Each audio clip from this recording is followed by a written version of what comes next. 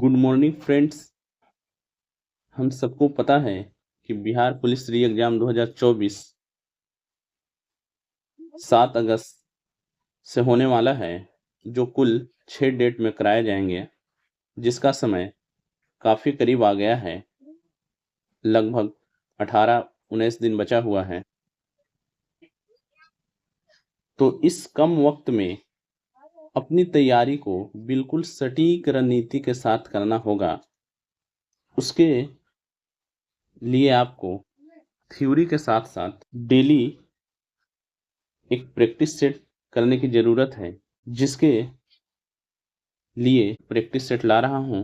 इससे पहले मैंने 5 वीडियो इस पर अपलोड किया है, जो 50-50 क्वेश्चन का था, लेकिन आज से हम इस पर 100-100 क्वेश्चन का ही, जो एग्ज़ाम में आता है उसी तरीके का 100-100 क्वेश्चन का प्रैक्टिस सेट ला रहे हैं। और ये बिल्कुल नए सिलेबस के हिसाब से क्वेश्चन सेट किया गया है। तो चलते हैं क्वेश्चन पर, मगर उससे पहले ये बता दें कि आप अगर इस चैनल पर नए हैं तो प्लीज़ इसे सब्सक्राइब कर लें, अपने दोस्तों को शेयर कर दें, बेल आइकन को प्रेस कर दें, ताकि जब भी मैं वीडियो डालूं तो सबसे पहले नोटिफिकेशन आपके पास पहुंचे। बिहार में तेल शोधक कारखाना कहाँ है? सिंहभूम, रुद्रसागर, बरौनी, रांची। तो बिहार में तेल शोधक कारखाना बरौनी में है, जो बेगूसराय जिला में स्थित है। क्वेश्चन नंबर दूसरा है कि किस वन्यजीव अभ्यारण्य को भारत का प्रथम राष्ट्रीय उद्यान घोषित किया गया? काजीरंगा राष्ट्रीय उद्यान, गिर राष्ट्रीय उद्यान, नंदा देवी राष्ट्रीय उद्यान या जिम कॉर्बेट राष्ट्रीय उद्यान? तो जिम कॉर्बेट राष्ट्रीय उद्यान को भारत का प्रथम राष्ट्रीय उद्यान घोषित किया गया है। इसकी स्थापना 1936 में हेली नेशनल पार्क नाम से हुआ था। क्वेश्चन नंबर 3 है कि गैम्बिट शब्दावली किस खेल से संबंधित है? क्रिकेट, शतरंज, खो खो, कबड्डी? तो गैम्बिट शब्दावली शतरंज से संबंधित है, option number B. Question number 4 है कि ग्राम पंचायत के सरकारी पदाधिकारी कौन है या कौन होता है? प्रखंड विकास पदाधिकारी, पंचायत सेवक, जिला विकास पदाधिकारी या इनमें से कोई नहीं? तो ग्राम पंचायत के सरकारी पदाधिकारी पंचायत सेवक होता है, option number B right answer. पंचायतों से संबंधित भारत के संविधान की 11वीं अनुसूची में कितने विषय जोड़े गए हैं या हैं? तो पंचायतों से संबंधित 11वीं अनुसूची में 29 विषय जोड़े गए हैं। दरअसल पंचायती राज मूल संविधान में अनिवार्य नहीं था, मगर 73वां संविधान संशोधन 1992 के द्वारा यह हर राज्य में गठन करना अनिवार्य कर दिया गया है, और इसके लिए संविधान में 11वीं अनुसूची जोड़ी गई है और उसमें 29 विषय को ऐड किया गया है। केंद्रीय सरकार का उच्चतम सिविल अधिकारी कौन होता है? यह है महान्यायवादी, गृह सचिव, मंत्रिमंडल सचिव, प्रधानमंत्री का प्रमुख सचिव? तो केंद्र सरकार का उच्चतम सिविल अधिकारी मंत्रिमंडल सचिव होता है, option number C right answer. निम्नलिखित में से कौन सा देश ब्रिक्स समूह का सदस्य नहीं है? दक्षिण अफ्रीका, ब्राजील, श्रीलंका, भारत? तो ब्रिक्स पहले थोड़ा समझ लेते हैं। ब्रिक्स एक आर्थिक समूह है जो श्रीलंका देश ब्रिक्स का समूह नहीं है। वर्ष 2009 में भारत, रूस, ब्राजील और चीन ने एक नए आर्थिक संगठन ब्रिक्स की स्थापना की थी। 14 अप्रैल 2011 को दक्षिण अफ्रीका इसमें पहली बार शामिल हुआ और ब्रिक्स का मुख्यालय चीन में स्थित है। मतलब इसका राइट आंसर होगा, इसमें श्रीलंका नहीं है, ऑप्शन नंबर सी। भारत में फेडरेशन कप संबंधित है किस खेल के साथ? हॉकी, बास्केटबॉल, फुटबॉल या इनमें से सभी? तो भारत में फेडरेशन कप का संबंध हॉकी, बास्केटबॉल और फुटबॉल तीनों से है, यानी ऑप्शन नंबर डी। क्वेश्चन 9 है कि निम्न में से कौन सितार के साथ संबंधित नहीं है? अमीर खुसरो, रविशंकर, उस्ताद अलाउद्दीन खां या विलायत अली खां? तो इसमें उस्ताद अलाउद्दीन खां ये सरोद से संबंधित है, इसलिए इसका राइट आंसर ऑप्शन सी होगा। ट्रांस ऑस्ट्रेलियन रेलवे के टर्मिनल हैं पर्थ और मेलबर्न में, यानी इसको जोड़ता है। पर्थ और एलिस स्प्रिंग्स को जोड़ता है, पर्थ और सिडनी या पर्थ और कालगुरलाइस का। तो ये पर्थ और सिडनी को जोड़ता है। क्वेश्चन 11 है, निम्न में से कौन सा कायांतरिक सेल है? नीस और मैफिक, नीस और सिस्ट, सिस्ट और मैफिक, सिस्ट और चाक। तो इसमें से कायांतरिक सेल नीस और सिस्ट है।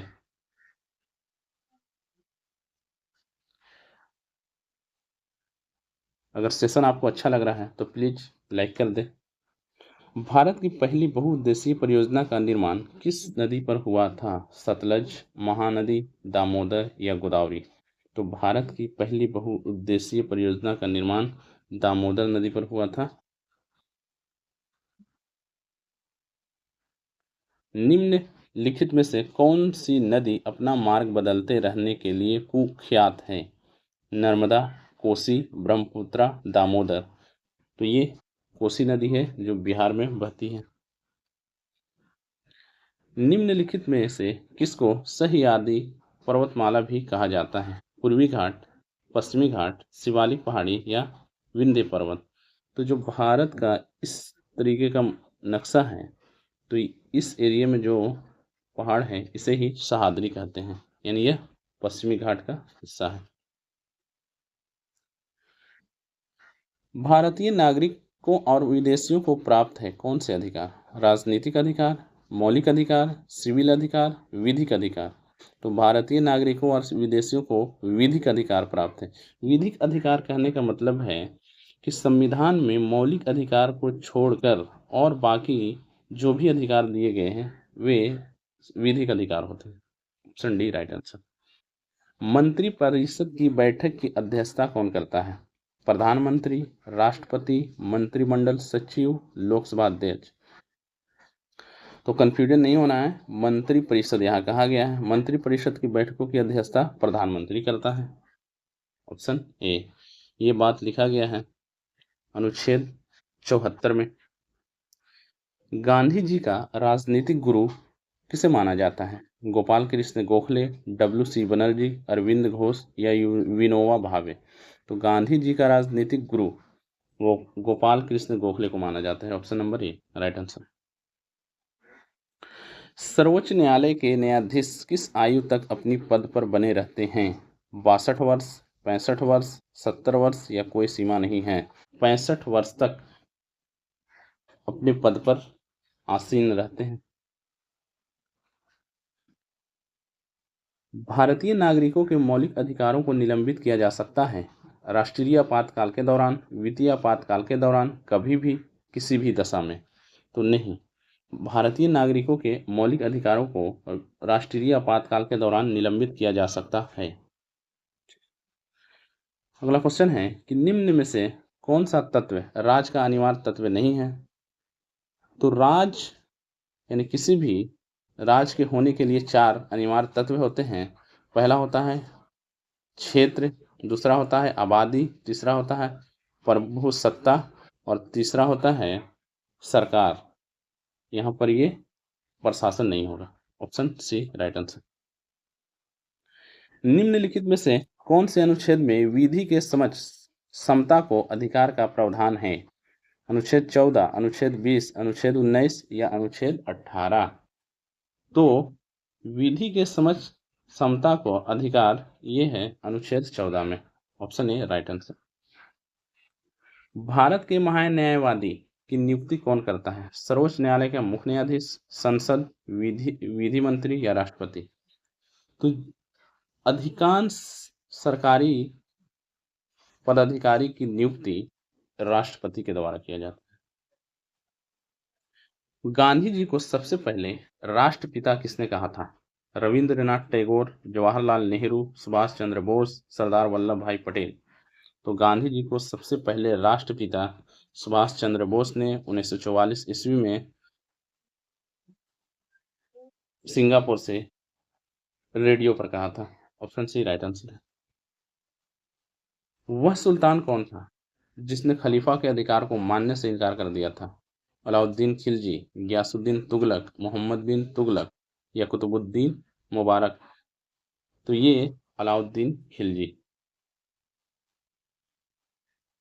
भारत में लौह युग जुड़ा हुआ है चित्रित धूसर मृत भांड के साथ, काले और लाल मृत भांड के साथ, गेरू रंग के मृत भांड के साथ, या उत्तरी काली पॉलिश वाले मृत भांड के साथ। तो भारत में जो लौह युग जुड़ा है मतलब उस दौर से संबंधित है जो चित्रित धूसर मृत भांड के साथ संबंधित है। एलोरा के प्रसिद्ध कैलाश मंदिर का निर्माण निम्नलिखित में से किस राजा ने किया था? विक्रमादित्य प्रथम जो कि चालुक्य था, नरसिंहवर्मन प्रथम जो पल्लव का था, या राजा राज प्रथम जो चोल का था, या कृष्ण प्रथम जो राष्ट्रकूट का था। तो एलोरा के प्रसिद्ध कैलाश मंदिर का निर्माण कृष्ण प्रथम नाम का शासक करवाया था जो राष्ट्रकूट वंश का था। भारत में हरित क्रांति का एक और नाम है बीज उर्वरता और सिंचाई क्रांति, खाद्य सुरक्षा क्रांति, कृषि क्रांति, या बहुफसल क्रांति। तो हरित क्रांति का एक और नाम बीज उर्वरता और सिंचाई क्रांति है। जिला न्यायाधीशों को कौन नियुक्त करता है? संबंधित राज्य के उच्च न्यायालय का मुख्य न्यायमूर्ति, संबंधित राज्य का राज्यपाल, संबंधित राज्य का लोक सेवा आयोग, सुप्रीम कोर्ट का मुख्य राज्यपाल। तो जिला न्यायाधीशों की नियुक्ति संबंधित राज्य के राज्यपाल द्वारा किया जाता है। Option number B right answer है। भारतीय स्वतंत्रता संघर्ष के दौरान साइमन कमीशन का प्रायोजन किया गया था किस लिए? जलियांवाला बाग हत्याकांड से संबंधित घटना की जांच करने के लिए, या गवर्नमेंट ऑफ इंडिया एक्ट 1919 के क्रियान्वयन की जांच पड़ताल करने के लिए, या भारत में पाश्चात्य शिक्षा के संवर्धन की युक्तियों का सुझाव देने के लिए, या डोमेनियन स्टेटस के ढांचे के अंतर्गत भारत के लिए एक संविधान का ढांचा तैयार करना। तो नहीं, इसका था आंसर कि गवर्नमेंट ऑफ इंडिया एक्ट 1919 क्रियान्वयन की जांच पड़ताल करने के लिए साइमन कमीशन का गठन किया गया था, क्योंकि इसका गठन 10 साल पर करना था, लेकिन इंग्लैंड में चुनाव होने के कारण वहां 10 साल से पहले ही ये जांच के लिए टीम को भेज दिया गया था। Option number B right answer है। भारत के प्रथम अंतरिक्ष यात्री राकेश शर्मा निम्नलिखित में से किस एक स्थान से अंतरिक्ष के लिए रवाना हुए थे? बैकानूर, कोरू, केप कनवेरल, तास्कन। तो ये बैकानूर से रवाना हुए थे। निम्नलिखित में से एक राज्य की सीमा झारखंड से लगी हुई नहीं है किसकी? छत्तीसगढ़, उड़ीसा, मध्य प्रदेश, उत्तर प्रदेश। तो छत्तीसगढ़, उड़ीसा और उत्तर प्रदेश का लगा हुआ है, जबकि मध्य प्रदेश का सीमा झारखंड से नहीं लगा हुआ है। धौली गंगा और अलकनंदा का संगम कहाँ पर होता है? रुद्रप्रयाग, विष्णुप्रयाग, देवप्रयाग, या कर्णप्रयाग। तो धौली गंगा और अलकनंदा का संगम विष्णुप्रयाग में होता है। Option number B right answer. Subhash Chandra Bose ने भारतीय राष्ट्रीय कांग्रेस को छोड़ने के बाद किस दल की स्थापना की थी? कांग्रेस समाजवादी दल, forward block, Indian national conference, या स्वराज पार्टी। तो सुभाष चंद्र बोस 1939 में भारतीय राष्ट्रीय कांग्रेस को छोड़ने के बाद फॉरवर्ड ब्लॉक की स्थापना की थी। Option number B right answer है। तो दोस्तों मुझे उम्मीद है कि आप लोग को समझ में आ रहा होगा और ये सेशन अच्छा भी लग रहा होगा। निकासी सिद्धांत यानी ड्रेन थ्योरी का शिल्पी और poverty and British rule in India नामक पुस्तक का लेखक कौन था? दादा भाई नौरोजी, गोपाल कृष्ण गोखले, अबुल कलाम आजाद, रमेश चंद्र दत्त। तो दादा भाई नौरोजी ने भारत में सबसे पहले प्रति व्यक्ति आय की गणना की थी 1867-68 में। उस समय भारतीयों की प्रति व्यक्ति आय 20 रुपये आंकी गई थी। तो उसी समय इन्होंने poverty and British rule in India पुस्तक में इन बातों को लिखा कि अंग्रेज भारत को एक दीमक की तरह खाए जा रहे हैं, मतलब इसकी आर्थिक स्थिति को कमजोर कर रहे हैं।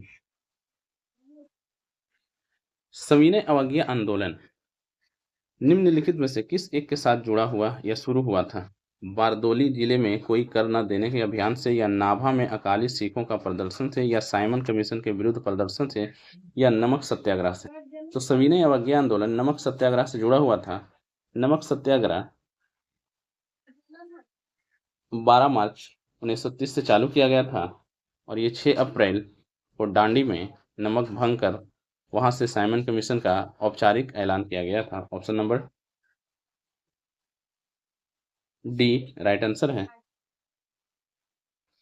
जयप्रकाश नारायण निम्नलिखित में से किस एक से संबंधित है, मतलब वो कौन से पार्टी से बिलोंग करते थे? अखिल भारतीय किसान सभा, भारतीय कम्युनिस्ट पार्टी, कांग्रेस समाजवादी दल मतलब कांग्रेस सोशलिस्ट पार्टी, या इंडियन इंडिपेंडेंस लीग। तो जयप्रकाश नारायण कांग्रेस समाजवादी दल से जुड़े हुए थे। हिंद महासागर के डिएगो गार्सिया द्वीप में निम्नलिखित में से किस एक देश का सैन्य अड्डा है? फ्रांस, रूस, यूनाइटेड किंगडम, संयुक्त राज्य अमेरिका। तो यहाँ पर संयुक्त राज्य अमेरिका का एक सैन्य अड्डा है। मगध की प्रथम राजधानी कौन सी थी? वैशाली, पाटलिपुत्र, ग्रीवरिज यानी कि राजगिरी, या चंपा। तो मगध की प्रथम राजधानी राजगिरी रही है। क्वेश्चन नंबर 39 है कि बिहार में किस स्थान पर भारतीय राष्ट्रीय कांग्रेस का 1922 का अधिवेशन हुआ था? हरिपुरा, पटना, गया या रामगढ़। तो बिहार में कांग्रेस के 3 अधिवेशन हुए हैं। सबसे पहला 1912 में जो पटना के बकीमपुर में हुआ था, और 1922 में गया में, और 1938 में 1938 में नहीं, ये 1938 से पहले खैर तीसरी बार जो हुआ था वो रामगढ़ में हुआ था। तो इसका राइट आंसर ऑप्शन सी हो गया।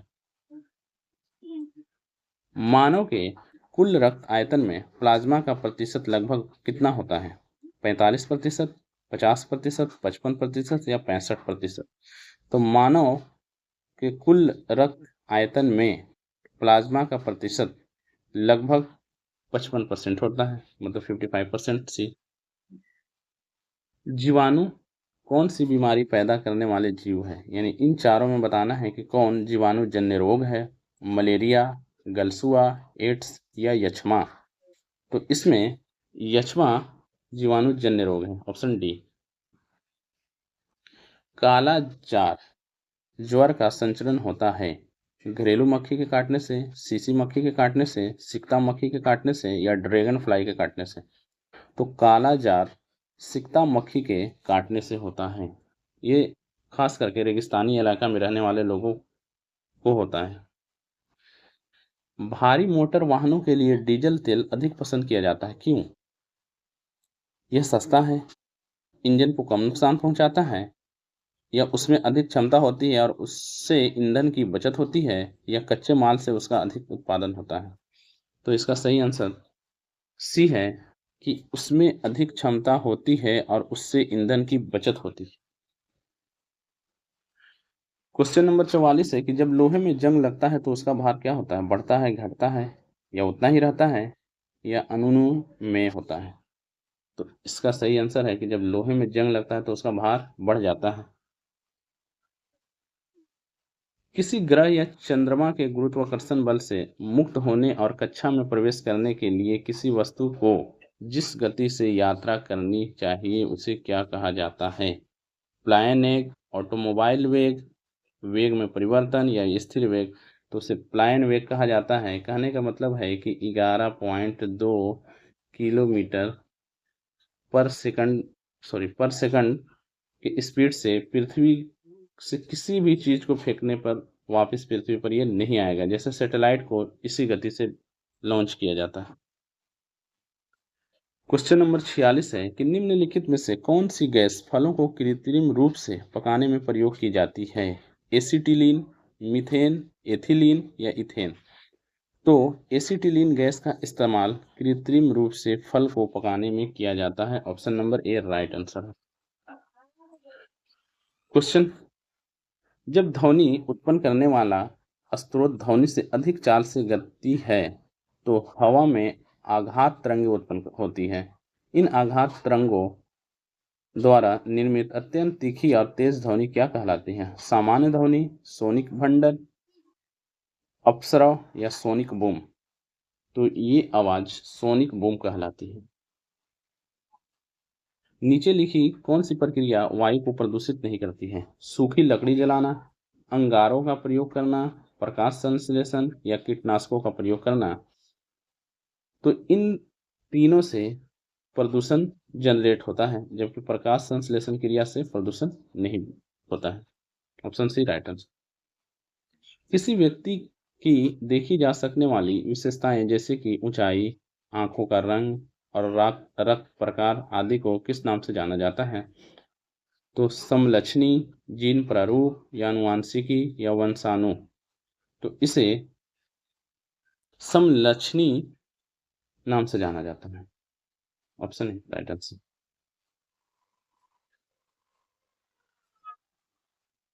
क्वेश्चन नंबर 50 है, गैल्वेनोमीटर के द्वारा पता लगाते हैं प्रतिरोध का, ऊर्जा का, धारा का या ताप का। तो गैल्वेनोमीटर द्वारा धारा का पता लगाते हैं। तो फ्रेंड्स, हम लोगों ने अभी 50 क्वेश्चन को कंप्लीट कर लिया है। चलते हैं 51 नंबर क्वेश्चन पर। प्रकाश तरंगे अनुप्रस्थ तरंगे हैं क्योंकि उन्हें परावर्तित किया जा सकता है, अपवर्तित किया जा सकता है, विवर्तित किया जा सकता है या ध्रुवित किया जा सकता है। तो प्रकाश तरंगे अनुप्रस्थ तरंगे हैं क्योंकि उन्हें ध्रुवित किया जा सकता है। ध्रुवित का मतलब है कि इसे दो हिस्से में बांटा जा सकता है, एक धन ध्रुव और एक ऋण ध्रुव। इसे ही ध्रुवित करना कहा जाता है। चलते हैं अगला क्वेश्चन पर कि लार ग्रंथियों के द्वारा निम्नलिखित में से कौन सा एंजाइम उत्पादित होता है? Pepsin, rennin, ptyalin, trypsin. तो लार ग्रंथि द्वारा टॉयलिन एंजाइम स्रावित होता है। अगला सवाल है कि निम्नलिखित विटामिनों में से किसकी हीनता यानी कि कमी से मूत्र में बढ़ी हुई कैल्शियम आयन की हानि होती है? Vitamin A, vitamin B5, vitamin C या विटामिन डी। तो ये कैल्शियम से रिलेटेड विटामिन डी होता है। मानव शरीर में निम्नलिखित में से कौन उन प्रतिपिंडों का निर्माण करती है जो प्रतिरक्षा के लिए जिम्मेदार हैं? पेशीय कोशिकाएं, तंत्रिका कोशिकाएं, लाल रक्त कोशिकाएं या श्वेत रक्त कोशिकाएं। तो ये श्वेत रक्त कोशिकाएं हैं जो शरीर में रक्षा तंत्र का निर्माण करती हैं। निम्नलिखित में से कौन बायोगैस यानी कि गोबर गैस का प्रमुख घटक है? एसिटिलीन, एथिलीन, इथेन या मीथेन। तो बायोगैस का मुख्य घटक मीथेन होता है। ऑप्शन डी राइट आंसर है। निम्नलिखित में से कौन सा एक अग्निशामक में प्रयुक्त होता है? खाने का सोडा, जिसे बेकिंग सोडा भी कहते हैं, बिना बुझा चूना यानी कि क्विक लाइम, बुझा हुआ चूना यानी स्लेक्ड लाइम या धोने का सोडा। तो अग्निशामक में खाने का सोडा इस्तेमाल किया जाता है। ऑप्शन ए राइट आंसर है इसका। 57 नंबर क्वेश्चन है कि निम्नलिखित में से किसमें हीमोग्लोबिन की प्रतिशतता अधिकतम होती है? शिशु, पुरुष यानी कि वयस्क, लगभग 10 वर्ष के बच्चे या महिला। तो वयस्क में हीमोग्लोबिन की प्रतिशत मात्रा अधिकतम होती है।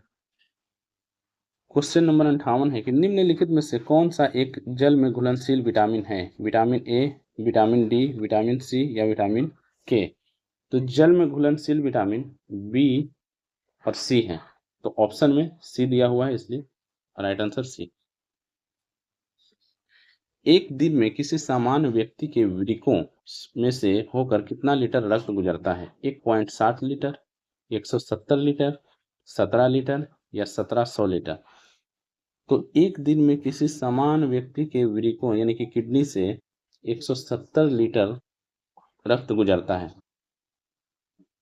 कहने का मतलब कि 170 का मतलब वो नहीं, हमारे शरीर में तो 5 लीटर या 5 से 6 लीटर ही खून है, तो इसी का रिसाइकल होते रहते हैं और ये काउंट करके 170 लीटर होता है। निम्नलिखित में से किसकी गति प्रकाश की गति के बराबर होती है? एक्स किरण की, गामा किरण की, पराबैंगनी किरण की या उपयुक्त सभी। तो जितने भी विद्युत चुंबकीय तरंग है उन सभी की गति प्रकाश की गति के समान होती है। ऑप्शन डी राइट आंसर है। निम्नलिखित में से कौन सी वस्तु उष्मागतिकी के सिद्धांत पर कार्य करती है? कार की बेल्ट, अलार्म घड़ी, बॉल पेन या स्टीम आयरन। तो स्टीम आयरन उष्मागतिकी के सिद्धांत पर कार्य करता है। Option number D right answer है। प्रथम विश्व युद्ध कब प्रारंभ हुआ था? 3 मार्च 1914, 28 जुलाई 1914, 11 नवंबर 1914 या 6 अगस्त 1914। तो प्रथम विश्व युद्ध 28 जुलाई 1914 को प्रारंभ हुआ था और 11 नवंबर 1918 को यह समाप्त हुआ था। ऑप्शन बी इसका राइट आंसर है। मध्यम वर्ग को राजनीतिक अधिकार सर्वप्रथम किस देश में प्राप्त हुए थे? इंग्लैंड, अमेरिका, इटली या फ्रांस। तो मध्यम वर्ग को राजनीतिक अधिकार सर्वप्रथम अमेरिका में प्राप्त हुए थे। क्वेश्चन नंबर 64 है कि सिंधु घाटी सभ्यता के अधिकांश व्यक्ति थे व्यापारी, सैनिक, किसान या शिल्पकार। तो सिंधु घाटी के अधिकांश लोग किसान थे। ऑप्शन सी राइट आंसर है। क्वेश्चन नंबर 65 है कि संयुक्त राष्ट्र महासभा का पहला नियमित अधिवेशन कहाँ पर हुआ था? सैन फ्रांसिस्को, पेरिस, न्यूयॉर्क या लंदन। तो संयुक्त राष्ट्र महासभा यानी यूएनओ का पहला नियमित अधिवेशन लंदन में हुआ था। ऑप्शन डी राइट आंसर है। सप्तवर्षीय युद्ध में कौन कौन से देश शामिल थे? टर्की और ऑस्ट्रेलिया, फिलिस्तीन और इजराइल, जर्मनी और रूस, इंग्लैंड और फ्रांस। तो सप्तवर्षीय युद्ध में इंग्लैंड और फ्रांस शामिल था। Option number D right answer है। वाटरलू कहाँ स्थित है? इंग्लैंड में, फ्रांस में, स्पेन में या बेल्जियम में।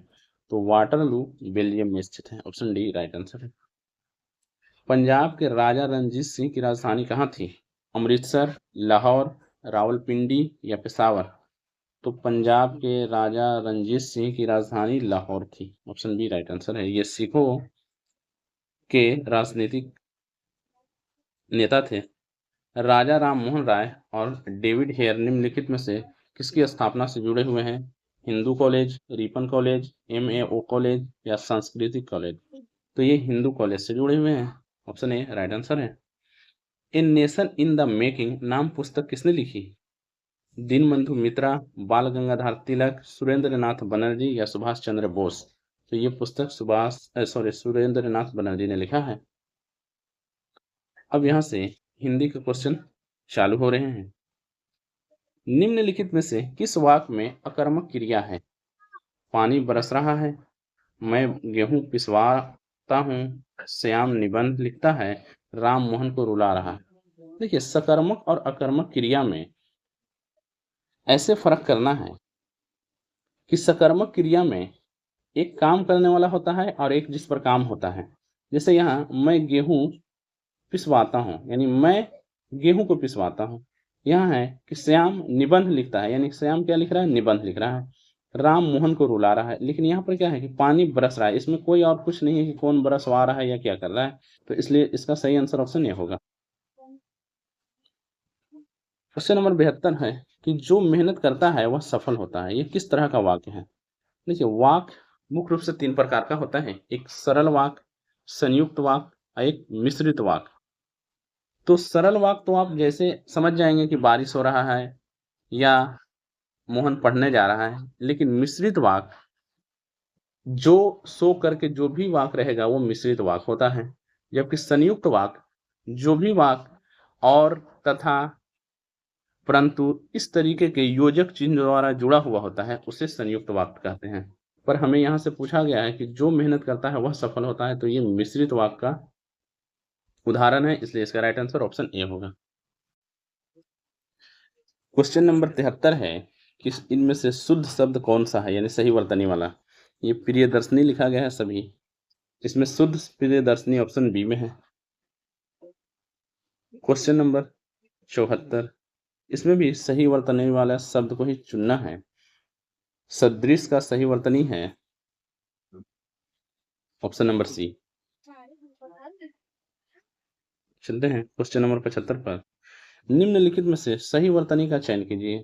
यहाँ पर भी वही है, निरीश्वरवादी का है, तो इसमें निरीश्वरवादी सही ऑप्शन बी में है। चलिए, क्वेश्चन नंबर 76 है कि चिड़ी मार में कौन सा समास है? समास 6 प्रकार के होते हैं। तत्पुरुष, अव्ययभाव, बहुव्रीहि, कर्मधार और द्वंद्व और द्विगु। तो चिड़ी मार मतलब चिड़िया को मारने वाला, तो ये तत्पुरुष समास है। Option A right answer. Question number 77 है कि नीलकंठ में कौन सा समास है? बहुव्रीहि, अव्ययभाव, तत्पुरुष या कर्मधार।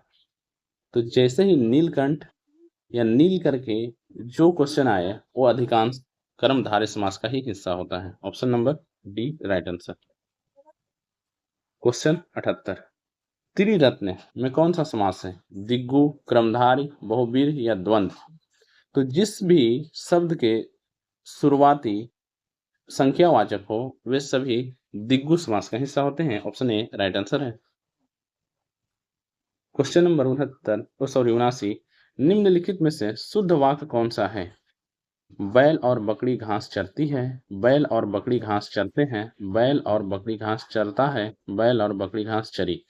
तो इसमें शुद्ध शब्द जो है और ये वाक्य है वो ऑप्शन बी में है। 80 नंबर क्वेश्चन है कि निम्न में से वाक्य के शुद्ध रूप चयन कीजिए। सीता की चरित्र अच्छी है, सीता का चरित्र अच्छी है, सीता की चरित्र अच्छा है, सीता का चरित्र अच्छा है। तो इसमें सीता का चरित्र अच्छा है और ये दो ऑप्शन एक ही हो गए हैं। इसमें सी राइट आंसर है या डी दोनों में एक ही था। सवाल नंबर 81 है dot car is it's mine. तो इसका शुरुआत होगा whose. Option A. Dot did he leave the country he found a job abroad. इसका सही आंसर होगा option C Y. 83 number question है कि choose a sentence with the correct word order. Do you know if has he dog. तो इसका सही answer है do you know if he has a dog. Option B right answer है इसका। Question number 84 है dot Indigo airline did you choose air China और। तो इसमें ऑप्शन है हु। Option C.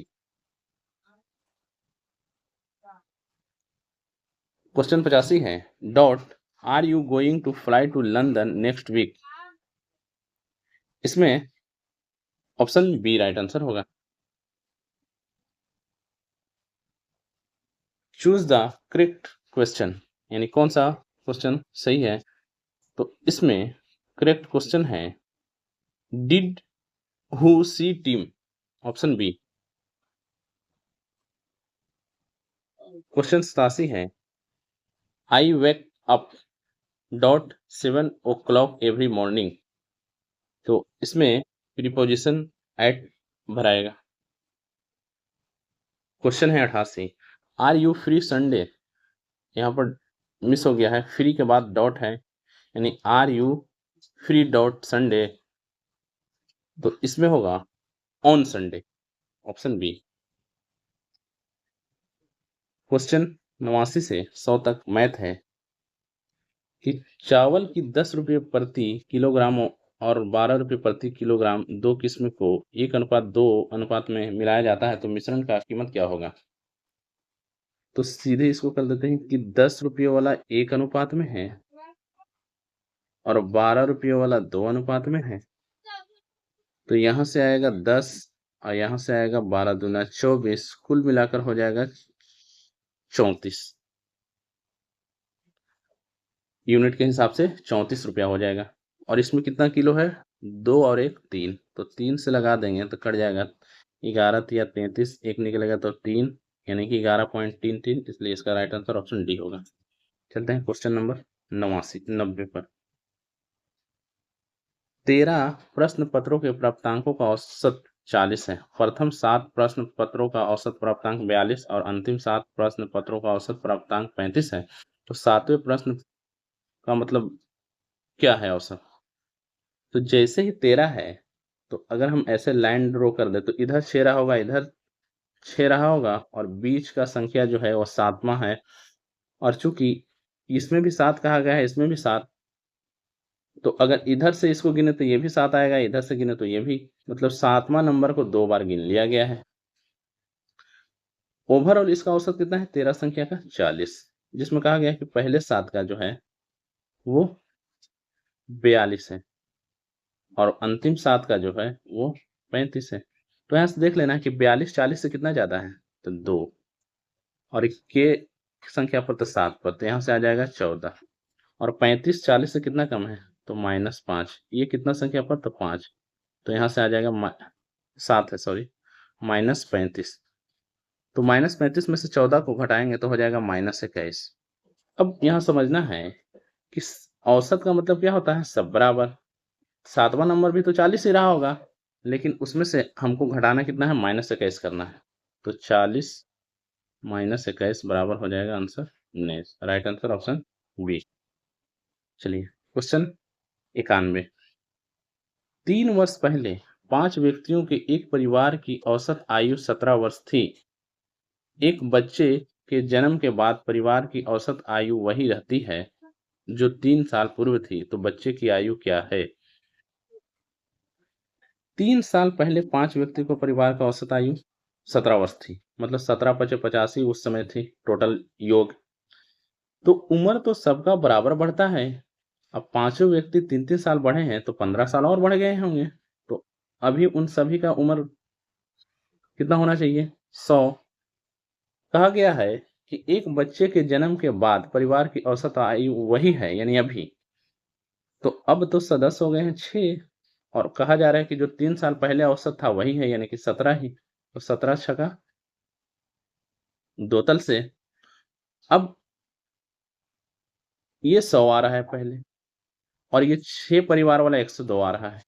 मतलब कि छठा परिवार कौन सा है, ये 2 साल का बच्चा है, क्योंकि 5 का 100 है या 6 का 102 है, यानी कि छठा लड़का जो है वो 2 साल का है। ऑप्शन डी राइट आंसर है।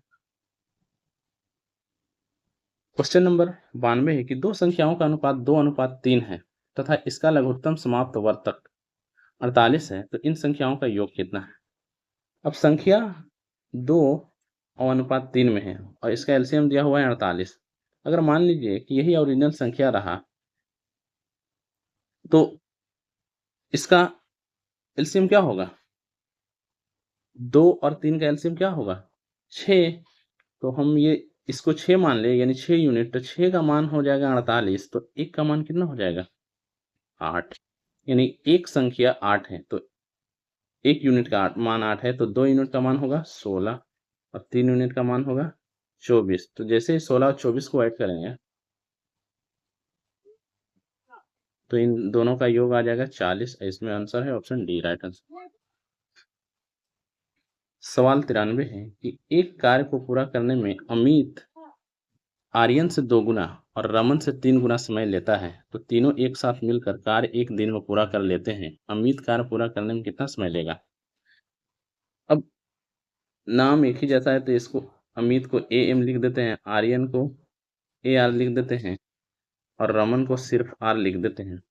कहा गया है कि अमित आर्यन से 2 गुना और रमन से 3 गुना समय लेता है, यानी कि अमित जो है 1 से 2 गुना और 1 से 3 गुना लेता है। तो हमें ऐसा नंबर चुनना है जो किसी संख्या का 2 गुना भी बन सके और 3 गुना भी। तो अमित को मान लेते हैं कि ये 6 है, तो आर्यन से 2 गुना ये लेता है, मतलब आर्यन ये 3 लेता है, और रमन से 3 गुना लेता है, मतलब ये 2 लेता है। तो इससे ये 3 गुना हो जाएगा और इससे ये 2 गुना भी हो जाएगा आर्यन से अमन। अब कहा गया है कि तीनों एक साथ मिलकर 1 दिन में पूरा काम करते हैं। ये इसके क्या है, समय है। तो क्षमता पहले हमें निकालना पड़ेगा, समय क्षमता का उल्टा है। 6, 3, 2, ये तीनों का एलसीएम 6 होगा, तो क्षमता इसके विपरीत होते हैं। जब एलसीएम 6 है तो इसका क्षमता 1 होगा, इसका होगा 2 और इसका होगा 3। यानी कुल मिलाकर के 1, 2 और 3, 3 मिला यानी कि कुल क्षमता 6 है। 6 क्षमता से 1 दिन में कोई काम करे तो काम पता चलेगा कि काम 6 है।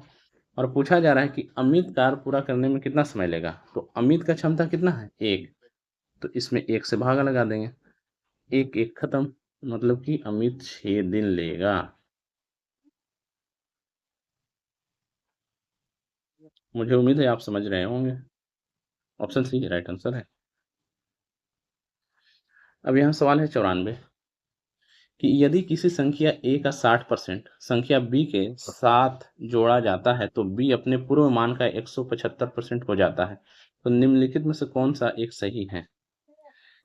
अगर a का 60% b में जोड़ने पर 175 हो रहा है, मतलब क्या है कि जो a का 60% है वो b के 75% के बराबर है, तभी तो इसको सीधे ऐसे निकाल देते हैं कि a का जो 60% है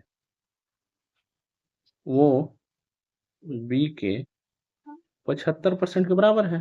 परसेंट से परसेंट काट देंगे, 15 चौके 60, 15 पचे 75। यहाँ से आ जाएगा कि a बटा b यानी कि ए का मान हो जाएगा 5, चूंकि इधर चर मान है तो अचर इधर वाला इसका होता है और इधर वाला चर जो है उसका अचर इधर वाला होता है, यानी कि ए बड़ा है 20 से। तो कौन सा आंसर होगा? Option A right answer. Question number 95, X plus Y का अनुपात 4 और एक्स माइनस वाई का अनुपात 1, तो X square plus Y square अनुपात X square minus Y square का कितना होगा? तो यहीं से सीधे पहले निकाल लेते हैं कि एक्स प्लस वाई बराबर 4 और एक्स माइनस वाई बराबर 1, एक कट जाएगा, हो जाएगा 2x बराबर 5, तो x बराबर 2.5। अगर दोनों का योग 4 है और एक मान है 2.4, तो दूसरा क्या होगा?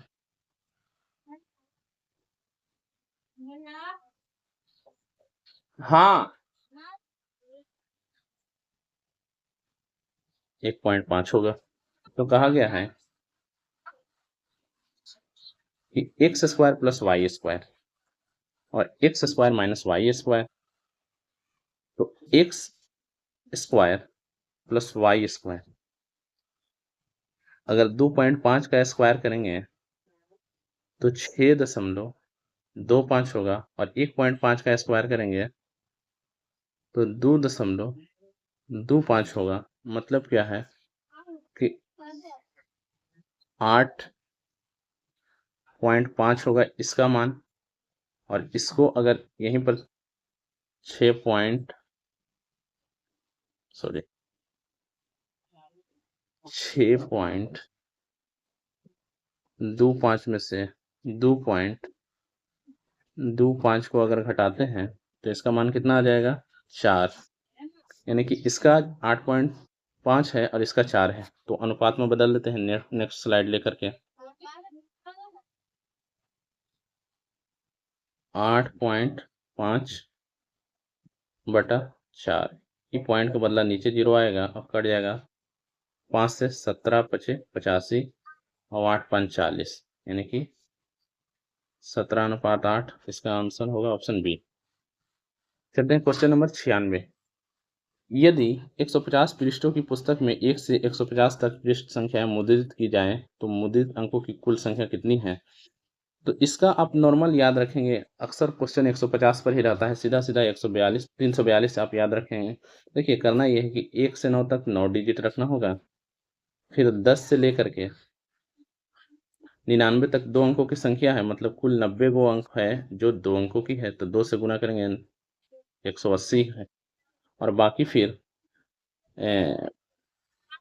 150 स्टार्ट है तो वो 51 नंबर होता है जो 3 से हमको गुना करना होता है। तो 3 5 आई 15। तो इन सभी को जब हम काउंट करेंगे, जैसे कि 153 और 9 को ऐड करेंगे तो हो जाएगा 9 3 12 के 2 हाथ में 1, 8 5 13 1, 14 के 4 हाथ में 1, 2 अब 1 3। इसलिए इसका डायरेक्ट याद रखेंगे, ज़्यादा बेहतर है। क्वेश्चन नंबर 97 है कि 3 पुरुष एक काम 20 दिन में पूरा कर सकते हैं, तो 10 पुरुष इसी काम को कितना दिन में पूरा करेंगे? 3 पुरुष जिस काम को 20 दिन में कर रहे हैं उसी काम को 10 पुरुष कितने दिन में करेंगे? सीधा सीधा 6 दिन में। Option C right answer.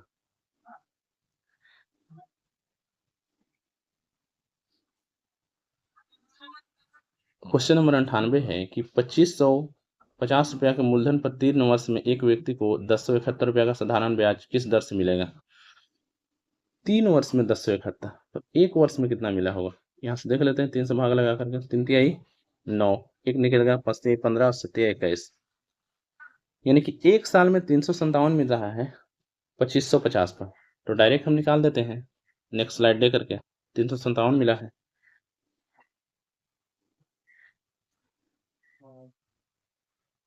357 कितना पर? 2550 पर, तो प्रतिशत इसका होगा 100 से भाग करेंगे, 0 से 0 डायरेक्ट काटते हैं। 5 दूना 10, 5 पचे 25 51, और ये 17 तिया 51 होगा, 17 दूनी 34, 17 एकम 7 से काटेंगे, 3 से काटेंगे तो ये हो जाएगा 7, ऑप्शन आ जाएगा 7 दूना 14%, option C right answer. Question number 99 है कि एक वृत्त का व्यास 3.5 सेंटीमीटर है तो इस वृत्त की परिधि होगी, परिधि बराबर होता है 2 पाई आर, या इसे लिख सकते हैं डी पाई, यानी कि व्यास गुने पाई। यहाँ व्यास दिया हुआ है 3.5, तो डायरेक्ट कर देते हैं 3.5 गुना 22/7। ये पॉइंट हटाएं या डायरेक्ट काट दे तो 0.5 यहाँ बन जाएगा, और 22 को 5 से गुना करेंगे 0.5 से तो ये आ जाएगा 11, ऑप्शन सी राइट आंसर।